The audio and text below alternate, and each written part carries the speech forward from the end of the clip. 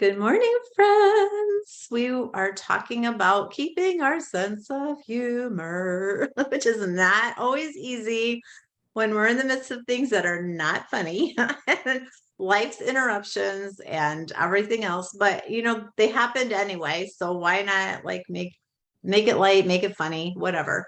Um, I was telling our minister the other day, one of our friends broke her wrist. And so we were chatting about that and all kinds of things with that. And of course, I did that. So I said, I'll reach out to her. I know what that's like and blah, blah, blah. And then I said, oh, and also keeping your sense of humor is really important. Maybe making up some funny story, which I did not do, but I totally wish I had. Because if you remember, I fell on the pier. And so I would just tell people I fell on the pier. It was slippery, like a ding dong head, because we know better when we live here.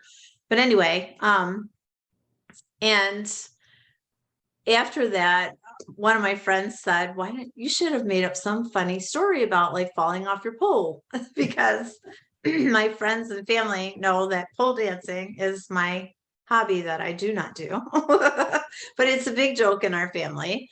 And my pastor was just laughing because like, yeah, why not? And I wish I had done it, because how funny would that have been when people ask me that, well, I fell off my pole dancing, and as much as I can keep a straight face, my girls have told me I'm not a good liar. So, but for that initial like, huh, it would have been totally worth it. But I did not think of it. So, yeah, keeping our sense of humor is so important, because we find ourselves so frustrated that, our day went a totally different way as planned, or I had a whole season of broken bones and, asking for help and PT and OT and not fun stuff. And I tried to keep my sense of humor, but a lot of times it's just hard. I was mad and I didn't like receiving all the time. And so anyway, yeah. I think sometimes helping, like when you're the helper, it's easier to keep your sense of humor.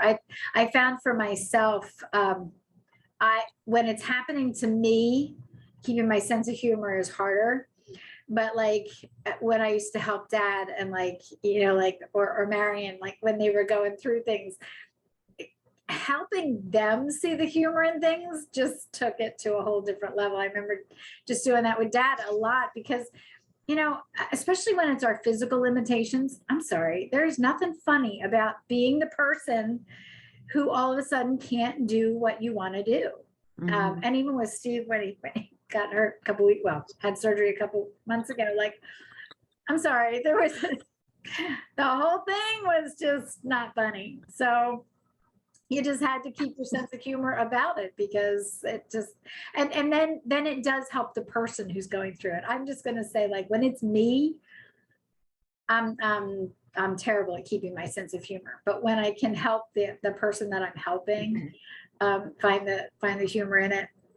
I mean, Dad and I laughed until he wasn't here anymore about the time I put him in the car, helped him get in the car, and he had a big fluffy coat on. And yeah, I'm pretty sure he sat with his knees like up to his chest. We only went 5 minutes away, thankfully. And by the time we got out, the next time we got back in, we got it. But yeah, it just was not.